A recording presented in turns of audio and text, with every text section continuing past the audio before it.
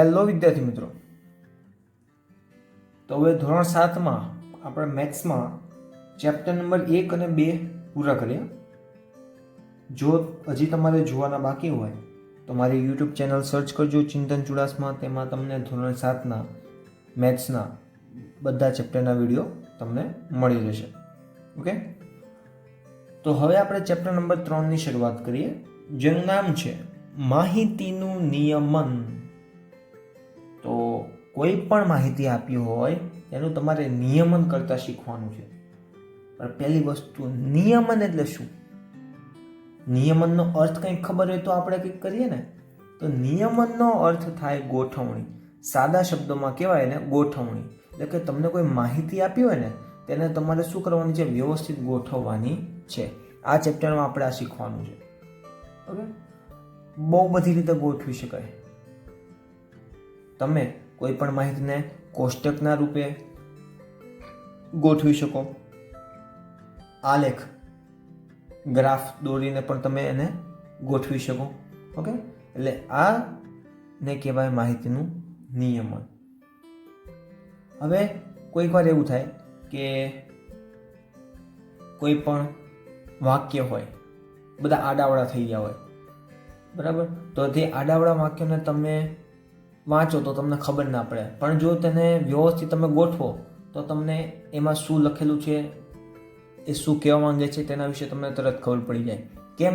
તમે તે બધા માહિતી, જે વાક્ય હતા એક શું છે, એક માહિતી છે, તેને વ્યવસ્થિત ગોઠવી એટલે પછી તમને એના ઉપરથી સમજ પડે કે ભાઈ શું કહેવા માંગે છે. ઓકે, માહિતીને ઇંગ્લિશમાં કહેવાય ઇન્ફોર્મેશન, બરાબર? ઇન્ફોર્મેશન કોઈ પણ હોય તમારે તેને વ્યવસ્થિત ગોઠવવાની, એટલે સામેવાળાને પછી એ માહિતી જોવે તો એને ખ્યાલ આવે કે નહીં, ઓકે ચલો આ રીતે છે, બરાબર? તો આ ચેપ્ટરમાં આપણે માહિતીનું નિયમન કરતા શીખવાનું છે. ચેપ્ટરમાં આગળ વધશું તેમ તેમ તેમ તમને ખબર પડતી જશે. અમુક તમે ધોરણ 6માં શીખી ગયા છો, અમુક આપણે થોડું નવું શીખશું, બરાબર? તો ચેપ્ટરની શરૂઆત કરતાં પહેલાં આપણે ઉદાહરણ જોઈએ. તો ઉદાહરણ ઉપરથી તમને વધારે આઈડિયા આવે કે આપણે ચેપ્ટરમાં કરવાનું શું છે. આપણે માહિતી અને તેનું નિયમન એવું બોલીએ તો છે, પણ શું કરવાનું છે એક્ઝેક્ટલી? તો જો હું તમને એક ઉદાહરણ આપું, મને તમે જવાબ આપજો કે જો કોઈ એક સ્ટુડન્ટ છે. કોણ છે? એક સ્ટુડન્ટ છે, બરાબર? તો સ્ટુડન્ટ છે, તો સ્ટુડન્ટના માર્ક્સ આપ્યા છે.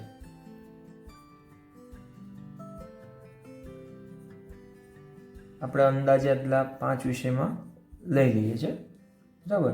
તો કોઈ એક સ્ટુડન્ટ કે ભાઈ મારા માર્ક્સ છે, ધારો કે આ માર્ક્સ આપણે કેટલામાંથી લઈએ? આઉટ ઓફ 50 માર્ક્સ, બરાબર? એટલે આઉટ ઓફ 50 એટલે શું? 50માંથી એકમાં 40 છે, એકમાં 42 છે, એકમાં 48 છે, એકમાં 45 અને એકમાં 50 માર્ક છે, બરાબર? તો હવે કોઈ એક સ્ટુડન્ટ તમને એવું કહે ભાઈ મારા આટલા માર્ક્સ છે, તો આના ઉપરથી તમે અંદાજ લગાવી શકો કે ભાઈ તેના કયા વિષયમાં કયા માર્ક્સ છે. તો આપણે એને પછી પૂછવું પડે, ભાઈ તારે 40, 42, 48, 50 ને 45 માર્ક તો છે, વાત બરાબર છે, પણ કયા સબ્જેક્ટમાં કેટલા છે એ તમને ખબર પડે જોઈને? નહીં. તો આ શું છે? તેના માર્ક્સની માહિતી કહેવાય. કોઈ સ્ટુડન્ટના માર્ક્સની માહિતી. પણ આ માહિતી કેવી કહેવાય? અધૂરી કહેવાય. કારણ કે આની ઉપરથી તમે અંદાજ ના લગાવી શકો, બરાબર? સામેવાળા જોવે તો તેને ખબર ના પડે, ખાલી એમ કે ભાઈ ઓકે છે. પરંતુ જો હવે એ સ્ટુડન્ટે તમને એમ કીધું હોય કે ભાઈ મારા માર્ક્સ છે, તો ભાઈ આ 40 માર્ક ધારો કે ભાઈ ગુજરાતીમાં છે, બરાબર? આ છે તો કે ભાઈ હિન્દીમાં છે, આ છે તો કે ભાઈ સાયન્સના છે, આખું લખીને. આ છે તો આપણે લઈએ એસએસમાં લઈએ, અને આ છે મેથ્સમાં. ઓકે, તો હવે કોઈક સામેવાળો જોવે તો એને ખબર પડે, ના ભાઈ એક છોકરો કે છોકરી સ્ટુડન્ટ છે, તો તેના 50 માર્કમાંથી જો ગુજરાતીમાં 40 છે, હિન્દીમાં 42 છે, સાયન્સમાં 48 છે, એસએસમાં 45 ને મેથ્સમાં 50 છે. ઓહો, મેથ્સમાં પૂરેપૂરા છે, વાહ ભાઈ વાહ. તો હવે તમે જુઓ તો તમને એમ ખબર પડે કે ભાઈ આ માહિતી વ્યવસ્થિત પરફેક્ટ આપી છે. ખબર પડી આમાં? તો પહેલાં જો તમે ખાલી આવી રીતે આંકડા લખી નાખો તો આંકડા ઉપરથી તમે અંદાજ લગાવી શકો નહીં. હવે તમે અંદાજ લગાવી શકો. પરંતુ જો હવે આવી માહિતીને તમે વ્યવસ્થિત ગોઠવીને કોઈકને બતાવો તો કેવું મસ્ત લાગે. હવે આ તમારા માર્ક્સ છે તો રિઝલ્ટ તમે જુઓ, તમારું રિઝલ્ટ તો રિઝલ્ટમાં કેવું વ્યવસ્થિત આપેલું હોય તો તમે જોઈ શકો. રિઝલ્ટમાં કેવું એક બાજુ નંબર હોય, એક બાજુ સબ્જેક્ટ હોય, એક બાજુ કુલ ગુણ, એક બાજુ મેળવેલા ગુણ, તમારું નામ, રોલ નંબર, ધોરણ બધું લખેલું હોય તો કેવું તમે માહિતીને શું કર્યું કે એક ગોઠવી વ્યવસ્થિત. બરાબર, તમે એક કોષ્ટકના સ્વરૂપમાં ગોઠવી. તો હવે તમને આની ઉપરથી એમ કહેવાય કે ભાઈ ચલો આ એક છોકરાના માર્ક્સ છે આ, તો તેને વ્યવસ્થિત ટેબલના સ્વરૂપમાં ગોઠવો, કોષ્ટક સ્વરૂપે રજૂ કરો. તો તમે આનું કોષ્ટક બનાવી શકો? બનાવી જ શકો ને. શું કરવાનું? પહેલાં તો આપણે શું કરીએ, કેટલા સબ્જેક્ટ છે? 5 સબ્જેક્ટ છે, અહીંયા લખીએ. તમે આમ કરી શકો, ક્રમ. બરાબર, પછી અહીંયા આપણે લખીએ સબ્જેક્ટ. ઓકે, કેટલા માર્ક્સ છે ટોટલ? તો આપણે ટોટલ કેટલા માર્ક્સ છે? 50. તો લખીએ ટોટલ માર્ક્સ. ઓકે, પછી આ બધા શું છે? મેળવેલા ગુણ. એટલે આપણે લખીએ ઓબ્ટેન માર્ક્સ. ઓબ્ટેન એટલે મેળવેલા માર્ક. તો હવે જો આપણે 5 સબ્જેક્ટ છે તો આપણે 5 એમ વ્યવસ્થિત લખી શકીએ. 1 2 3 4 5 સબ્જેક્ટ છે. સબ્જેક્ટના નામ લખી દઈએ અહીંયા. ગુજરાતી, પછી હિન્દી, પછી બીજું લખીએ સાયન્સ, પછી કોણ છે? SS, અને પછી છે મેથ્સ. બધા કેટલા માર્ક્સના છે? Total marks 50. તો 50 50 50 50 50. હવે એના મેળવેલા માર્ક લખી નાખો. તો મેળવેલા માર્ક કોણ છે? એક અહીંયા લખીએ 40 42 48 45 અને 50. હવે તમે સ્કેલનો યુઝ કરીને વ્યવસ્થિત અહીંયા મસ્ત આમ ટેબલ દોરી નાખો. તો જો આ રીતે તમે લખો તો જોવાવાળાને કેવું મસ્ત લાગે, એમ લાગે ને. તો અહીંયા જો તમે શું કર્યું, આ માર્ક્સનું એક તમે ટેબલ બનાવી નાખ્યું. એટલે આપણી માહિતી હતી, એક સ્ટુડન્ટના માર્ક્સ છે, તો એ માર્ક્સની માહિતી છે ને તમારી પાસે, તો તેને તમે શું કર્યું? એક ટેબલ તરીકે દોર્યું. એટલે જો તમે શું કર્યું, આપેલી જે માહિતી હતી કે ભાઈ આ બધા સબ્જેક્ટમાં આટલા માર્ક, તેનું તમે નિયમન કર્યું, ગોઠવણી કરી. બરાબર, તો આવી રીતે તમને કરતા આવડે. આવી રીતે કોઈ પણ બીજું આપેલું હોય, ધારો કે અત્યારે તમે જુઓ છો ન્યૂઝમાં કે ભાઈ કોરોનાના ન્યૂઝ આવે છે, તો કે ભાઈ આ જિલ્લામાં આટલા કેસ છે, આ જિલ્લામાં આટલા કેસ છે, આ જિલ્લામાં આટલા કેસ છે. બરાબર, જો હવે કોઈ ન્યૂઝવાળા કે ન્યૂઝપેપરવાળા તમને એમ કે ભાઈ આજે ગુજરાતમાં એકમાં 45, એકમાં 46, એકમાં 100, એકમાં 200, એકમાં 300, એકમાં 115 એવા કેસ આવ્યા, તો તમને ખબર પડે કયા જિલ્લામાં કેટલા કેસ છે? નહીં ને. પણ જો આવી રીતે ટેબલમાં લખેલું ભાઈ એક બાજુ શું કરેલું હોય કે ભાઈ આપણે બધા જિલ્લા આપેલા હોય. બરાબર, જિલ્લા, ડિસ્ટ્રિક્ટ, અને એક બાજુ એના કેસ આપેલા હોય. અહીંયા નામ લખેલા હોય. બરાબર, ડિસ્ટ્રિક્ટ અમદાવાદ, સુરત, વડોદરા, અહીંયા કેસ આપેલા હોય. તો તમને કેવું, અને સામેવાળાને કેવું આમ જોવે તો આમ એક જ ટેબલમાં તમને બધું ખબર પડી જાય કે આ જિલ્લામાં આટલા કેસ છે, આ જિલ્લામાં આટલા કેસ છે. તો આવી રીતે જો માહિતીને તમે ગોઠવીને લખો તો કોઈકને આપણે બતાવવું હોય અને કોઈકને જોવું હોય તો એને સરળતાથી અંદાજ આવી જાય. બરાબર, તો આ હતું માહિતીનું નિયમન. હવે આપણે નવી વસ્તુ શીખવાની છે. જે નવી તો છે ને તમે ઓલરેડી ધોરણ 6માં શીખી જ ગયા છો. સરાસરી. યાદ આવ્યું કંઈક? સરાસરી, અથવા તો તેનો મધ્યક પણ કહેવાય. શું કહેવાય? મધ્યક. શું કહેવાય સરાસરી? યાદ છે? કોને કોને યાદ છે? બોલો બોલો, વિચારો. બરાબર છે. શું કે જેટલી તમને સંખ્યા આપી હોય એ બધી સંખ્યાનો સરવાળો છેદમાં કુલ સંખ્યા. આ તો સાદા શબ્દમાં, અથવા તો શું લખવાનું ઉપર?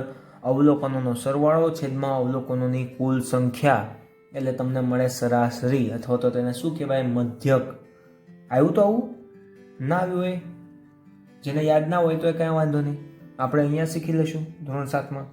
ઓકે, તો હવે જો તમને આનો મધ્યક અથવા તો સરાસરી શબ્દ આવે તો તમારે મધ્યક અથવા તો સરાસરી બંને એક જ છે. તો તમને સરાસરી શોધવાની કીધી હોય તો આવડે. શું કરવાનું? જો આપેલી માહિતીના બધા, જો આને અવલોકન પણ કહેવાય. આ બધા શું કહેવાય? જે આ માહિતી છે ને એને અવલોકન પણ કહેવાય. અમુક જગ્યાએ એને આવૃત્તિ પણ કહેવાય. તો આ બધા અવલોકનોનો સરવાળો કરવાનો, છેદમાં કેટલા અવલોકન છે ટોટલ? 1 2 3 4 5. તો છેદમાં 5 કરો તો તમને શું મળી જાય? સરાસરી. હવે આ સરાસરી કોની છે? માર્ક્સની છે. તો માર્ક્સ એટલે એવરેજ માર્ક્સ, ખબર પડે ને? એવરેજ શબ્દ એને ગુજરાતીમાં કહેવાય સરાસરી. એને સરેરાશ માર્ક્સ કેટલા આવ્યા તો તે આપણે શોધી શકીએ. તો અહીંયા આપણે જો સરાસરી શોધવી હોય તો શું લખી શકાય? સરાસરી. એને બીજા શબ્દમાં કહેવાય મધ્યક. કોઈક વાર તમને સરાસરી આપે ને કોઈક વાર મધ્યક આપે તો તમારે એ જ વસ્તુ સમજવાની. બરાબર? તો શું લખવાનું? કુલ અવલોકન અથવા તો બધા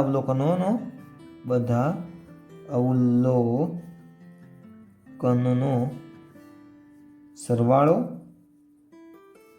છેદમાં અવલોકનોની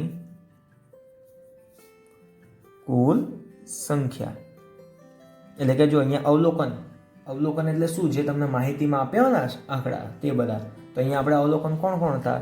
1 હતા, કેટલા હતા? 42 હતા કે 40 હતા? 40 પ્લસ 42 પ્લસ 1માં 48 હતા પ્લસ 1માં 45 હતા અને 1માં 50 હતા, છેદમાં 5.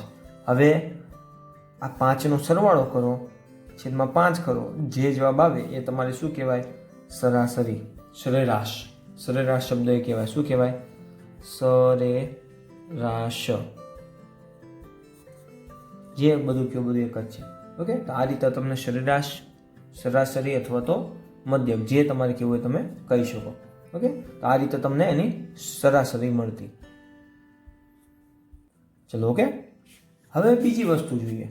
જો હવે આ ટેબલ તમને આપ્યું હોય તો તમે આમાં જોઈને કહી શકો, અથવા તો કોઈ તમને પૂછે કે ભાઈ કયા સબ્જેક્ટમાં સૌથી ઓછા માર્ક્સ છે, તો તમે જોઈને કહી શકો કયા સબ્જેક્ટમાં છે? ગુજરાતીમાં. ઓકે, તો ગુજરાતીમાં સૌથી ઓછા માર્ક્સ છે તો આપણું આ જે 40 માર્ક છે ને એ આ બધી આપણી માહિતી જ છે. તો માહિતીનું સૌથી નાનામાં નાનું અવલોકન કહેવાય. શું કહેવાય? નાનામાં નાનું અવલોકન. ઓકે, અને કયા વિષયમાં સૌથી વધારે છે? તો કહેવાય મેથ્સમાં. કેટલામાં? મેથ્સમાં. કેટલા છે? પૂરા 50. કેટલા છે? 50. તો આ માહિતીનું સૌથી મોટું અવલોકન થયું. ઓકે, તો જો હવે મને એમ કહેજો તમારા માર્ક્સની શરૂઆત ક્યાંથી થાય? 40. પૂરા ક્યાં થાય? 50. તો એમ આપણે કહી શકાય કે ભાઈ તમારા માર્ક્સ 40 થી લઈને 50 વચ્ચે છે, કારણ કે આ સૌથી નાનું અવલોકન, આ સૌથી મોટું અવલોકન. ઓકે, તો હવે તમારા સૌથી ઓછા ગુણ અને સૌથી વધારે ગુણ વચ્ચેનો તફાવત કેટલાનો છે? કયો તો. ઓછા ગુણ અને વધારે ગુણ વચ્ચેનો તફાવત શું? તો તમે શું કરશો? 50માંથી 40 બાદ કરશો. 50માંથી 40 બાદ કરશો. બરાબર? તો આ 50 એટલે શું છે? સૌથી મોટું અવલોકન. અને 40 શું છે? સૌથી નાનું અવલોકન. તો જો તમે આપેલી માહિતીના સૌથી મોટા અવલોકનમાંથી સૌથી નાનું અવલોકન બાદ કરો ને તો તમને માહિતીનો વિસ્તાર મળે. વિસ્તાર એટલે એરિયા. હમણાં મેં કીધું ને કે ભાઈ એ બે સૌથી નાના અને મોટા વચ્ચે જ આપણે રમવાનું હોય. પછી રમવાનું એટલે શું? એની વચ્ચે જ બીજા બધા અવલોકન હોય, એટલે એને કહેવાય માહિતીનો વિસ્તાર. એટલે કે શું ખબર છે? જો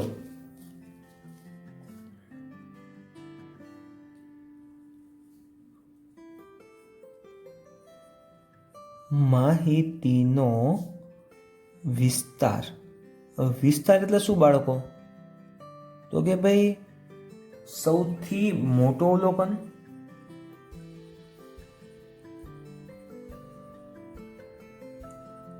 માઇનસ સૌથી નાનું અવલોકન, તો તેને કહેવાય માહિતીનો વિસ્તાર.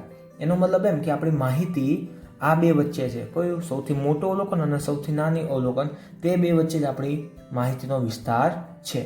ઓકે, એટલે જો અહીંયા તમારે કેવું હોય કે તમારા માર્ક્સ કોની વચ્ચે છે? તો કે ભાઈ 40 થી લઈને 50 વચ્ચે. હવે 40 થી લઈને 50 વચ્ચે કેટલા માર્ક્સનો ગેપ છે? તો કે 50 માઇનસ 40, 10 માર્કનો ગેપ.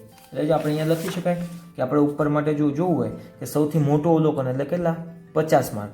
સૌથી નાનું અવલોકન એટલે કે 40 માર્ક, તો 10. એટલે આપણી માહિતીનો વિસ્તાર કેટલો થયો? 10. એનો મતલબ શું? કે આપણી માહિતીના જે અવલોકનો છે તેમાં ટોટલ 10 માર્કનો ડિફરન્સ છે. ઓકે, તો આને કહેવાય માહિતીનો વિસ્તાર. ક્લિયર? તો આ વસ્તુ ખબર પડી. હવે આની ઉપરથી મેં તમને કીધું કે તમને કોઈ સવાલ બધા પૂછે તો તમને આવડે કે ભાઈ તમને પૂછે ગુજરાતીમાં કેટલા માર્ક્સ, તો કે ભાઈ 40. સૌથી વધારે માર્ક્સ શેમાં છે, તો મેથ્સમાં છે. કેટલા વધારે છે, તો કે ભાઈ 50.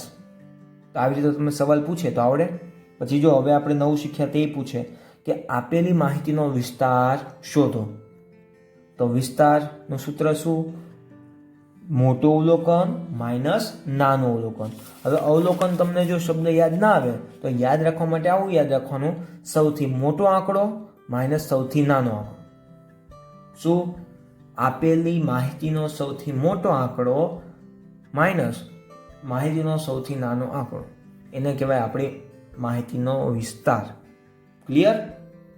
તો સરાસરી અને વિસ્તાર બંનેમાં ખબર પડશે. પાક્કું? તો આ જ બધી વસ્તુ હવે આપણે આગળ શીખવાની છે. બરાબર?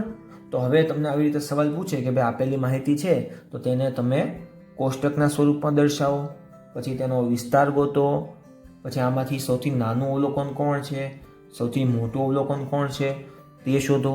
હવે અમુક વાર છે ને અવલોકન ના આપે, તમને જે વસ્તુ ગોતવાની કીધી હોય ને એ આપે. ધારો કે જો અહીંયા કીધી છે, આમાં આ સવાલ આપણે આવી રીતે બનાવી શકાય કે ભાઈ જો એક સ્ટુડન્ટના 5 વિષયમાં માર્ક્સ આપેલા છે તો આને તમે ટેબલ સ્વરૂપે દોરો. બરાબર? પછી ગુણ એટલે કે માર્ક્સનો વિસ્તાર ગોતો, તેની એવરેજ ગોતો. એવરેજ એટલે સરેરાશ. બરાબર? પછી સૌથી ઓછા માર્ક કયા વિષયમાં છે, સૌથી વધારે માર્ક કયા વિષયમાં છે તે શોધો. તે તો તમને જોઈને આવડી જાય. ઓકે, તો આ રીતે સવાલ પૂછે તો તમને હવે આવડે. પાક્કું? તો ચાલો હવે આપણે સ્વાધ્યાય જોઈએ તો તમને વધારે આઈડિયા આવે. હા તો વિદ્યાર્થી મિત્રો, હવે આપણે સ્વાધ્યાય 3.1 ચાલુ કરી દઈએ. કરી દઉં છે ને? કરી દઈએ. તો સ્વાધ્યાય 3.1 માં દાખલા નંબર 1 એની રકમ જો શું આપી છે? તમારા વર્ગના કોઈ પણ 10 વિદ્યાર્થીઓની ઊંચાઈનો વિસ્તાર શોધો. વિસ્તાર એટલે શું કરવાનું? સૌથી નાનો આંકડો અને સૌથી મોટો આંકડો, અથવા તો એને શું બોલાય? નાનું અવલોકન અને મોટું અવલોકન વચ્ચેનો તફાવત. એટલે કે અહીંયા તમારે કોઈ પણ 10 વિદ્યાર્થી એની ઊંચાઈ લેવાની. હવે ઊંચાઈ તમે શેમાં માપો છો? સેમીમાં. ઓકે, સેમીમાં ઊંચાઈ માપો છો. એટલે અહીંયા તમને આવું કંઈ કીધું નથી ઊંચાઈ કેટલી લેવાની. તો તમારી હિસાબે અંદાજે કોઈ પણ ઊંચાઈ લઈ શકો. ઓકે, 10 વિદ્યાર્થીઓ. તો આપણે હવે તમારે આમ જોવાનું કે આજુબાજુ તમારા ફ્રેન્ડ હોય, તમે ક્લાસમાં હોય ને, તો ક્લાસમાં જોવાનું કે તમારી આજુબાજુના 10 ફ્રેન્ડ હોય ની અંદાજે ઊંચાઈ કેટલી છે.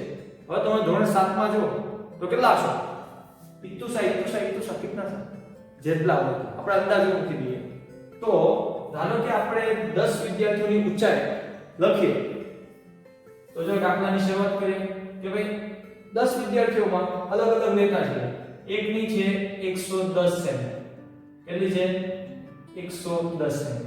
એકની લઈએ 115 સેમી. પછી ત્રીજાની લઈએ 112 સેમી. એક થોડું વધારે ઊંચો આપ્યો તો કે ભાઈ 120 સેમી. ઇંગ્લિશ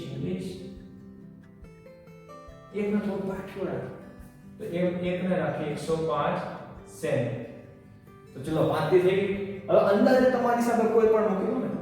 એક લઈએ 113 સેમી, 108 સેમી, 117 સેમી, 114 સેમી અને 109 સેમી. ઓકે, તો જો 1 2 3 4 5 6 7 8 9 10 વિદ્યાર્થીઓની તમે ઊંચાઈ લખી નાખો સેમી. હવે આપણે ખાલી શોધવાનું છે વિસ્તાર. તો વિસ્તાર અહીંયા શું થશે? સૌથી મોટી ઊંચાઈમાંથી સૌથી નાની ઊંચાઈ બાદ કરો. હું થોડો વધારે નીચે જતો રહું. સૌથી મોટી ઊંચાઈ એમાંથી સૌથી નાની ઊંચાઈ બાદ કરો તો તમને વિસ્તાર મળી ગયો કે તમારી ક્લાસના જે 10 છોકરાઓ છે આટલી હાઈટના વિસ્તારમાં હશે. Okay, clear? એટલે વિસ્તાર એટલે શું? તમને ખબર પડે કે ભાઈ તમારી ક્લાસનો સૌથી મોટો વિદ્યાર્થી છે એની ઊંચાઈ આટલી છે અને સૌથી નાનો છે એની ઊંચાઈ આટલી છે, તો આટલા વિસ્તારમાં જ બધા બાળકો હશે. બરાબર, ખબર પડી જાય. તો હવે આપણે લખીએ વિસ્તાર. વિસ્તાર એટલે શું? સૌથી વધુ ઊંચાઈ માઈનસ સૌથી ઓછી ઊંચાઈ.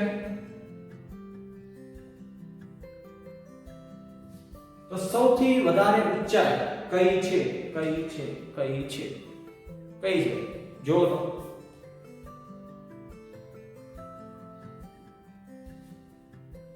તો આમાં એક પ્રોબ્લેમ આવે.